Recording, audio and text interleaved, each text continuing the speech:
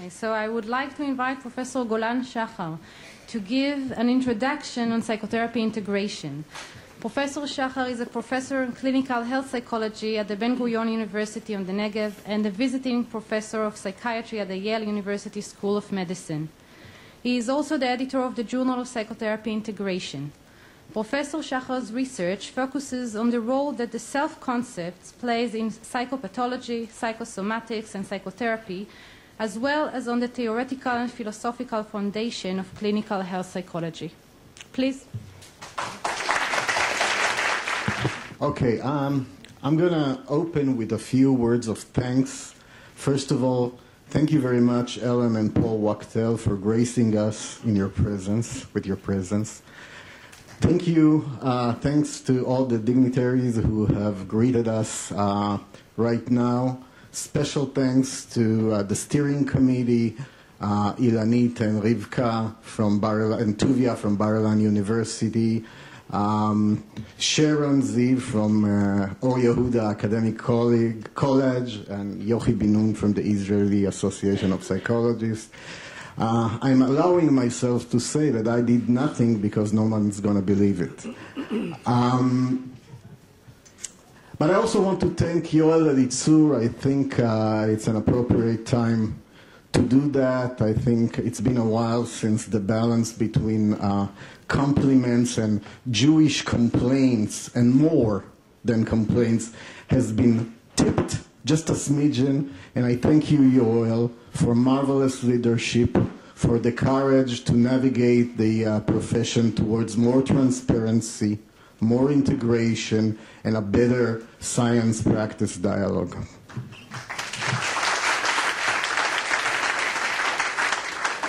And thank you for this. Now, I was asked to talk about psychotherapy integration primarily because it's pretty much common knowledge that I'm an integrative psychotherapist. I guess there are other integrative psychotherapists here. There might be professionals here who are not integrative psychotherapists, and they are probably not integrative psychotherapists because they have the memo. I don't have the memo. You must have the memo. The myth says that there is a memo, that it is provided by patients to therapists. It is done so secretly, at times by way of sealed envelopes. We know about this practice in this country. And it seems that this practice has been going on for generations, probably had started at the eve of psychotherapy, but therapists attempt to keep it secret from each other. However, by way of a very complicated scientific reconstruction, my colleagues and I managed to approximate the original version of the memo, and here it is before you. It goes like this.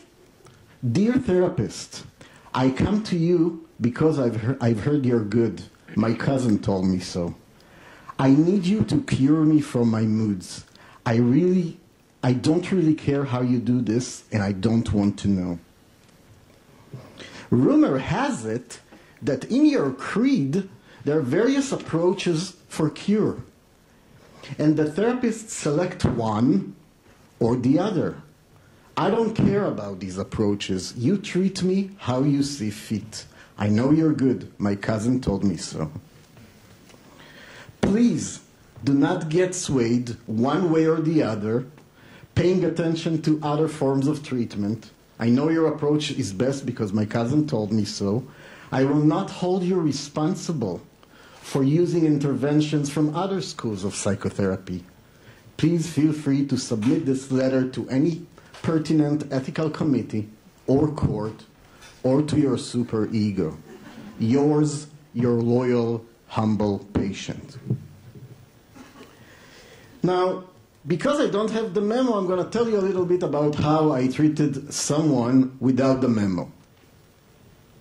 SB came to me when he was 28 years old. He was a graduate student, and he sought treatment after 2 years of psychoanalytic psychotherapy, during which he has gained extensive insights about his personality dynamics and the way he experienced the world, but his severe and debilitating symptoms of depression persisted and even exacerbated. His diagnosis was double depression, pertaining to very painful bouts of major depression, superimposed on a low-key dysthymia that he had experienced since the time he remembered himself. At the time of the beginning of treatment, he was taking two types of psychotropic medications, an SSRI and a mood stabilizer. His test chart reveals profound depression, as is gleaned from the Beck Depression Inventory and the Hamilton Depression Scale. He was mildly anxious, and his brief symptom inventory also attested to considerable distress, centered around nervousness, suspicion, hostility, interpersonal sensitivity, somatization, and guilt. SB had a very tumultuous childhood. His father used to abuse him physically and emotionally. His father used to derogate him in many ways, the chief of which was that his father used to challenge him to take on the bullies that roamed around in this very tough neighborhood.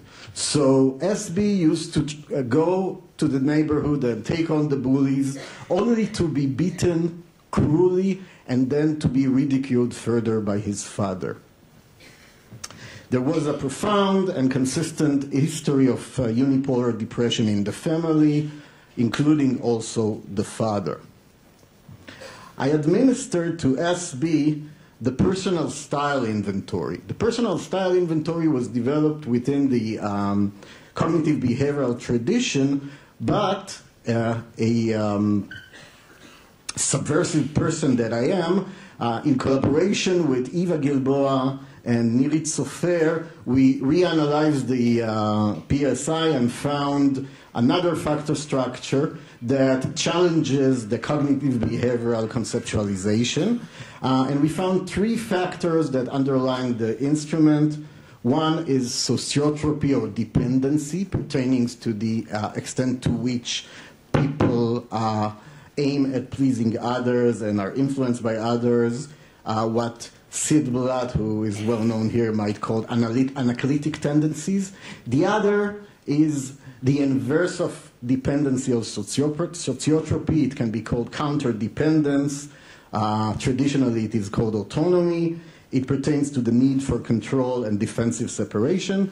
And a third distinct one that colors the previous two is self-criticism.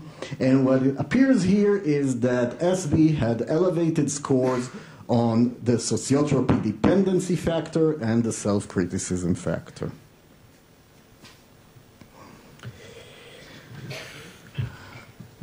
I am in a habit of administering to my patients the object relations inventory. The object relations inventory was developed by Sid Blatt as a projective procedure aimed at inquiring about a person's mental representations of self and others, object relations.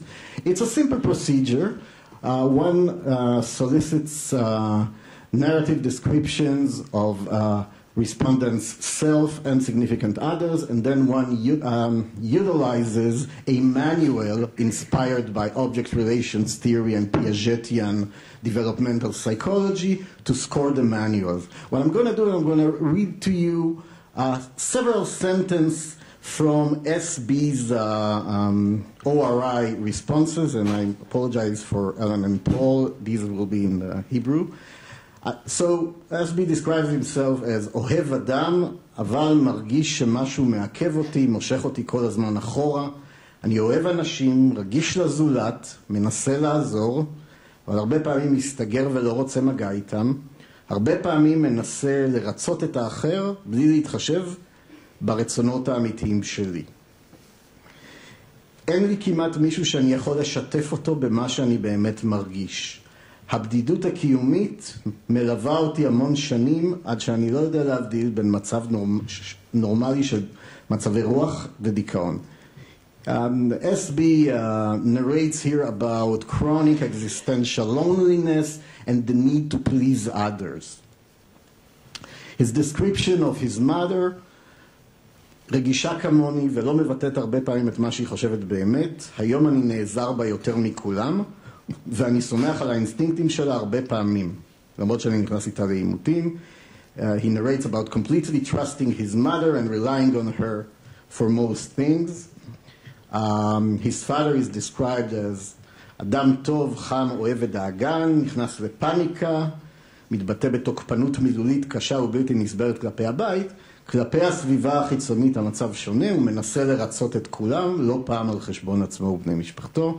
His father, a kind man that sometimes flips out and behaves aggressively towards people in the family. However, outside, he constantly tries to please everybody. And his sister, רואה בה הרבה פעמים סמכות שאפשר להתייעץ איתה בנושאים אישיים.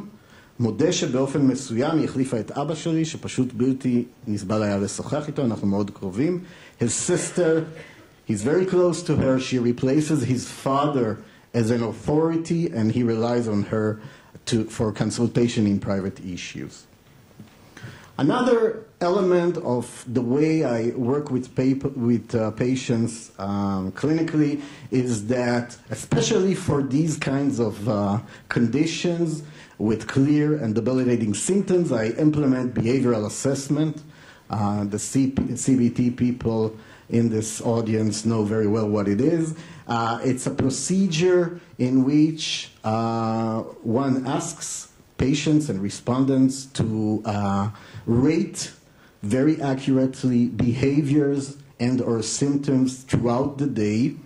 And this is but two, and I asked SB to rate his mood 3 times a day, in the morning, in the afternoon, and in the evening. And these are two, and to describe what preceded each of the ratings. So these are two descriptions. In the morning, התעוררתי, שטפתי פנים, הדלקתי מוזיקה, אכלתי יוגורט, התלבשתי, הכנתי כריך, נסעתי לקחת את אחותי, הורדתי אותה באוניברסיטה ונסעתי לעבודה. So he takes his sister to work, and in the afternoon, אמא שלי הגיעה לבקר אותי בדירה, ישבתי ודיברתי איתה בבית, לקחתי אותה לעבודה לקראת 4. In the afternoon, his mother comes to pay a visit, and then he takes her to work. Which raises the question, thematically, to what extent can SB, who is a very talented and intelligent and articulated person, participate in creating a positive environment irrespective of the complex relationship he has with his family members.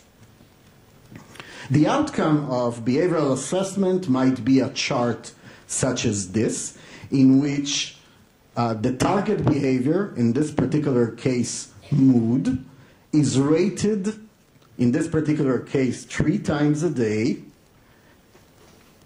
and it goes from right to left, where Yom Hamishi, Thursday, is the first assessment day. And we see here the rating across the world for the 3 daily periods.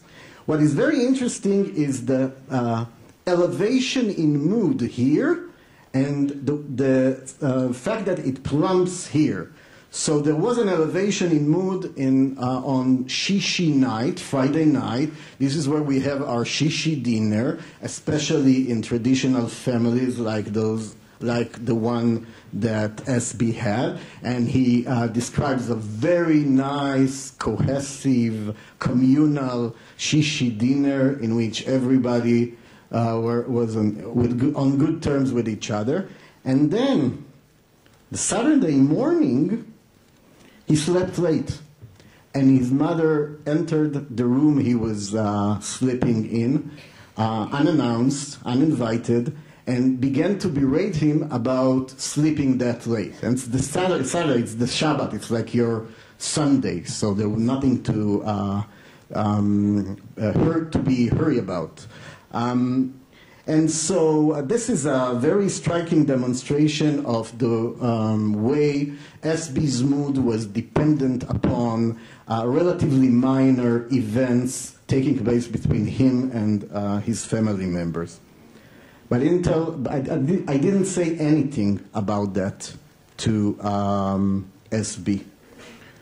What I did do is that I implement the kind of intervention that logically follows from behavioral assessment. Anybody has an idea what this intervention would be? My CBT esteemed friends. I implemented behavioral activation. Behavioral activation is a straightforward, evidence-based intervention in which the object of which, or the aim of which, is to put into motion depressed people's reward system. In depression, as is well known, the things that were once pleasurable and meaningful are no longer pleasurable and meaningful. And when they are being acted upon, but when they don't derive the pleasure and the sense of meaning that they used to, this experience is painful, it's aversive, and thus people tend to avoid engaging in pleasurable and meaningful activities. And when they do, that exacerbates the depression. And the idea, the therapeutic idea is quite simple. Let's reverse the process. With food come appetite. It doesn't matter if it makes you feel good, just do it. And people do it. And research shows that it pretty much works. And my clinical experience shows that when it's being done, it works. But before I introduced to SB the rationale for behavioral assessment, I also introduced a psychodynamic prime. I said to SB, listen, you are used to a certain treatment which I respect tremendously, and I'm also practicing it. I also was the patient of that kind of treatment for many years. And so one thing I know about this treatment is that the therapist is relatively not directive, relatively not active. I mean, there are variabilities. Some therapists are more present in the room, others are less, but essentially you don't get advices and you don't get instructions. This kind of intervention, for it to succeed, I will need to be active and directive. If I am, assuming I am, you might experience me adversely. You might experience me similarly to the way you might have experienced your father, who used to send you out to the neighborhood to take on bullies. So you might experience me as sending out to the world to take on the world. You don't want to do these activities, which are your activities. They are derived from your preference. And I am asking you to do that. I am expecting you to do that. Let's take it under advisement and let's see how it goes. But you have to tell me if this is the case, because when you do, we can talk about it and we can negotiate around it. That's what I said. 2 days after the beginning of this course of behavioral activation, he comes back to me and he says, you know what, Golan? You're right. It does feel like you are pushing me from behind to do things that I don't have the wherewithal to do, and doesn't feel good. So we talked about it, and I inquired about the specific words in which, the specific words that I use that activated this, if you will, transference, counter-transference exchanges. There was also a counter-transference exchange because I in my past, am a martial arts and sports instructor, so it's very natural for me to get into the role of telling people what to do. And this discussion appears to have circumvented the difficulty, and from then on, SB simply implemented the behavioral activation regimen pretty much on its own, following my instructions, and his improvement in depression was remarkable. After 3 weeks, you see here, BDI dropped from 30 to 5, Hamilton decreased by a half. I have been seeing him for 6 years. He was never depressed during that time. Of course, depression is always looming large, and there is always a sense of, oh, when will I be depressed again? I'm not saying that behavioral activation can alleviate depression in 3 weeks. There are marked individual differences. I've had patients who it took them many, many months, partly because there were obstacles evolving around countertransference exchanges. The point is that I strongly believe, I cannot prove it, but I strongly believe that the best behavioral activation is a psychodynamic one, pardon my friends here, and that the psychodynamic prime was tremendously helpful for the intervention, which is beautifully effective for this intervention to work. The other thing I want to emphasize is that, hey, depression's gone. What is he still doing in treatment for 6 years? Well, what he's doing in treatment is working on these things. What he's doing in treatment is working on issues of separation, of issues of reinstating himself within the families, resisting expectations and demands to be that kind of person and not this kind of person, exploring the things he likes to do professionally. He is very talented. He has many opportunities. And so this is an important thing. I mean, from a CBT perspective, or forget CBT, CBT, IPT, every directive focus perspective, I think it works better when you consider other approaches, and when it works so well, you're not done. And then you have to be another kind of therapist unless you refer the person to someone else, and I will comment about that. So I hope that was a relevant glimpse of what psychotherapy integration might be, but everybody here were correctly alluding to the formidable impact of Wachtel on this concept of psychotherapy integration. So, you know, who is Paul Wachtel? I'm not going to answer this question. I am going to talk a little bit around it, and I'm going to begin by reading from my recent book of poems, Psychoanalyse. And of course it's going to be in Hebrew, so fortunately Paul will not understand the word. But it does, at least to me, presents Wachtel correctly from an evocative point of view. So here it goes. פול וואכטל היה בנו הראשון של סיד הגדול, כלומר אחי הגדול, והוא לימד אותנו שאומנות הריגול היא יסוד לפרוטוקול הטיפול. להסתנן במיומנות בינות פצצות מצרר של שנאה עצמית, נפלם של הרס, קליעי פסיביות, אשמוות, הישר לתוך הנפש האחרת ולפעול משם בזהות בדויה. אחר כך כן אפשר לצאת מהארון, לבוש בכל מיני טכניקות כמו חשיפה, תפעול התנהגותי, מדיטציה, שהן תמיד חשובות ורצוי מאוד מונחות ראיות. אבל הבסיס חייב להיות להחדיר ילד רך לגיהנום של דנטה. שמה של תפיסת טיפול זו? פסיכואנליזה מונחית בעיות. Thank you. See, and it is really of little surprise that Wachtel is one of the founding fathers, in my opinion, the founding father of the integration movement. it's of little surprise because of many reasons.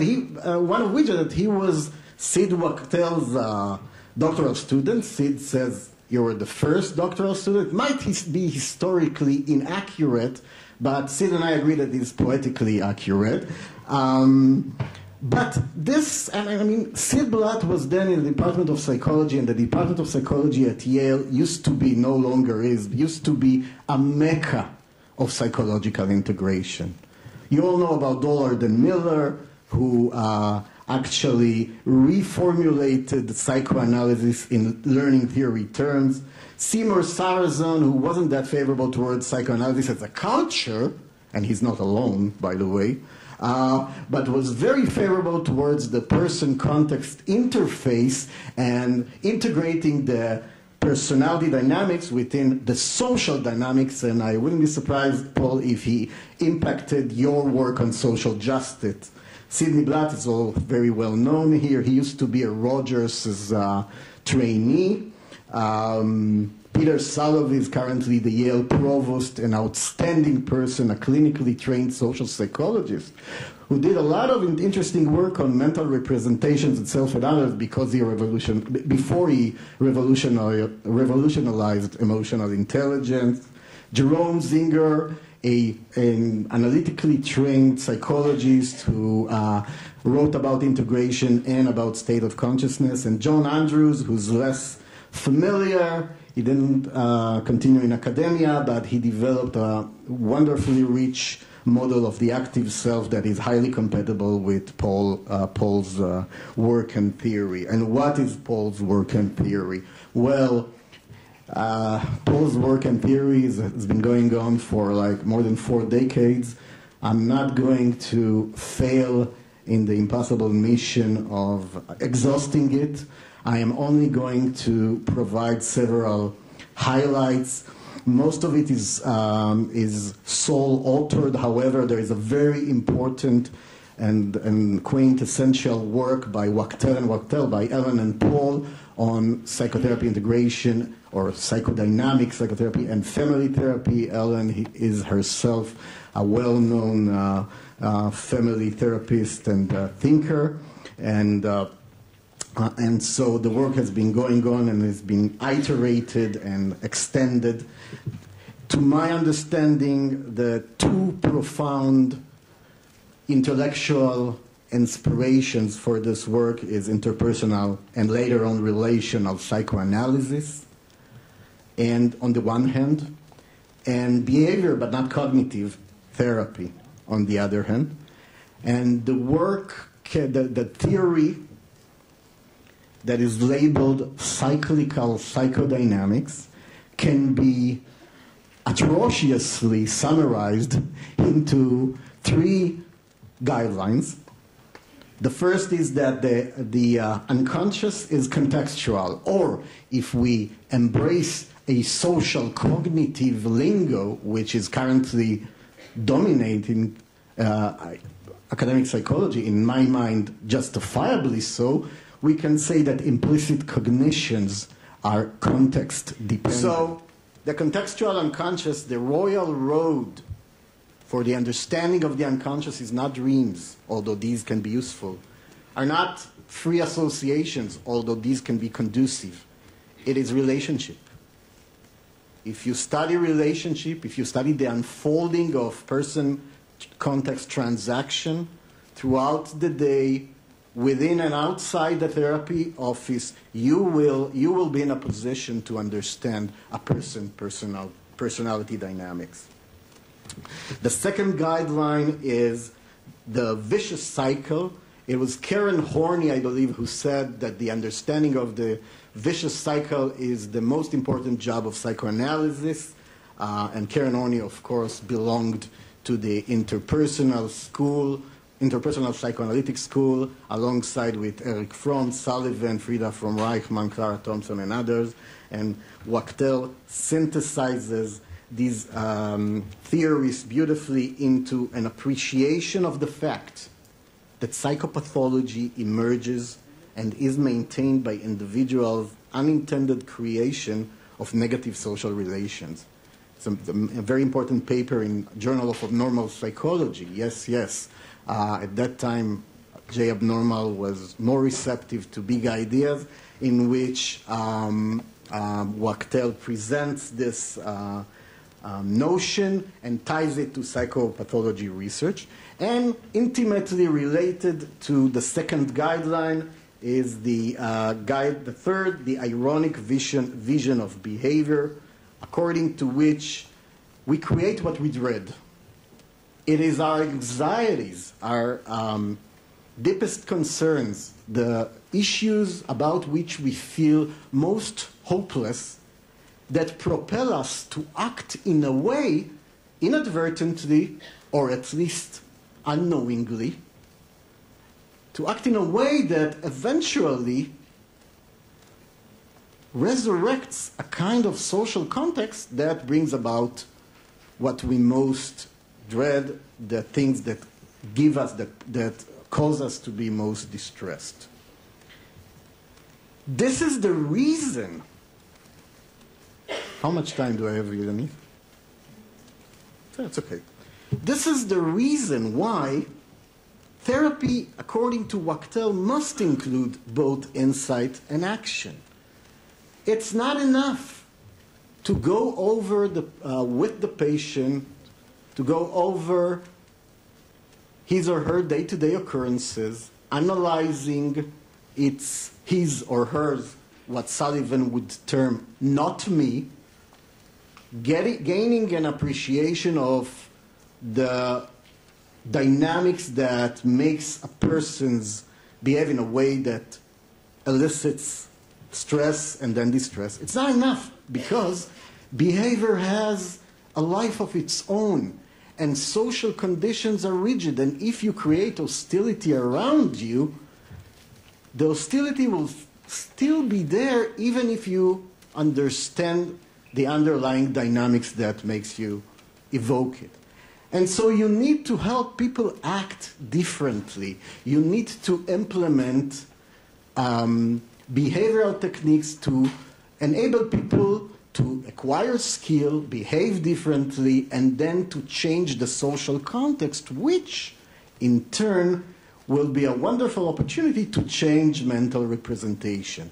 So the inner and outer are circular, are reciprocally related, and our interventions must approximate this complex causality. And there are other versions of Wachtel cyclical psychodynamics developed by key, very brilliant people like Kenneth Frank, who's an interpersonal psychoanalyst, and Golden Stryker, key people in the integration movement. Mary Connors, who, if I'm not mistaken, is a self-psychologist, but is aligning her work with Wachtel's, and John Andrews, whom I mentioned before. 10 minutes, okay, well, probably 9. In my own research, what I try to do is I try to put cyclical psychodynamic empirical tests to see whether vulnerability, personality vulnerability, creates itself via its action on the social context. Indeed, I found that this was the case for a personality trait called self-criticism. Self-criticism, the tendency to adopt ever-increasing high standards for performance, and most importantly, to adopt a punitive stance towards the self once these are not met, and they never do, has been shown to be a formidable dimension of vulnerability to a host of psychopathologies, not only depression, but also various anxiety disorders, eating disorders, suicidality, psychosomatic, substance use, violence, etc. Over more than a decade of research, I have found, and this is but the first illustration, that self-criticism creates a negative social environment comprised of negative events, as we see here among 600 Israeli adolescents, a dearth of positive events leading to distress. In the context of brief, manualized, state-of-the-art treatment for depression, self-criticism, which is represented here as PFT, pre-treatment perfectionism. Self-criticism impedes the therapeutic alliance. It derails satisfaction from social networks. And these two effects acted upon both within and outside therapy explain statistically why self-critics improves less in brief treatment for depression. A similar process has been found in pain clinics, whereby we found that patient self-criticism assessed unbeknownst to the treating physician is the only predictor of physicians' pessimism about patients' improvement, both in terms of pain and in terms of functioning. So I am a self-critical patient, and the physician in the first visit says he's not going to improve. Waste of time. And this assessment on the part of the physician is prospectively predictive of the pain course, predictive of more pain and depression. It looks complicated, but it's not. It's also the last structural equation slide that I'm going to present. That's fresh. It's hot from the oven. A study recently completed on adolescents exposed to missile attack in Sderot. The important boxes are here self-criticism and here social support. Over the course of 3 years of treatment, self-criticism predicts a deterioration of social support, and this deterioration predicts an increase in self-criticism. So adolescent self-criticism appears to create itself and maintain itself by shaping the social environment. It is important, it is important to emphasize that Wachtel's model of integration is a theoretical one. Theoretical integration must be distinguished from other forms of integration, which I will note soon. There are other forms of theoretical integration which are very important and have made considerable impact. You might be familiar with the trans-theoretical model by Di Clementi and Prochaska, and the stages of change, who's a theoretical model, and cognitive analytic therapy by Anthony Ryle, who sits in London. And you might be surprised that Marcia Linehan, who used to be a CEPI member, has initially presented her DBT as an integrative treatment. Apparently, integrative doesn't sell, so there was a change thereafter. But she has a marvelous chapter in 1993 in a book, in the Handbook of Psychotherapy Integration, presenting DBT and its various theoretical sources of influence. And what's important is DBT is theoretical integration. DBT has a say about the person's development, personality structure, behavior, and treatment. Borderline persons, but it is a comprehensive say. There are other forms of integration. There is eclecticism, the focus of which is tailoring specific techniques to specific problems without committing into an overarching worldview of the person. There are several successful eclectic models, such as Lazarus MMT and Buter's systematic treatment selection. Another form of integration is the common factor approach. The common factor approach focuses on those factors in all psychotherapies, or most psychotherapies, that appears to be shared by other psychotherapies and that appear to be effective, like the therapeutic alliance. The common factor approach gave rise to what is currently known as the dodo bird effect, according to which all therapies are equally effective for all conditions. I don't have time, unfortunately. I prepared a long speech criticizing the dodo bird effect. I will settle with saying that, in my opinion, it's incorrect statistically, conceptually, and that it misleads the field. Why it misleads the field? It misleads the field because Not only because there are several treatments that are better than others, but because those treatments that are superior are not that great. Many people don't respond. And when they are being practiced, those superior treatments, they are being practiced integratively. And so the dodo bird effect obscures this. And I am about to finish with a passionate call to stay within the theoretical integration path. I think that's our only chance for successful integration. By the way, it's also going to be the demise of psychotherapy integration. When theoretical integration is successful, it will no longer be called integration. There won't be any need to. But we have to stay in the course of theory. Why?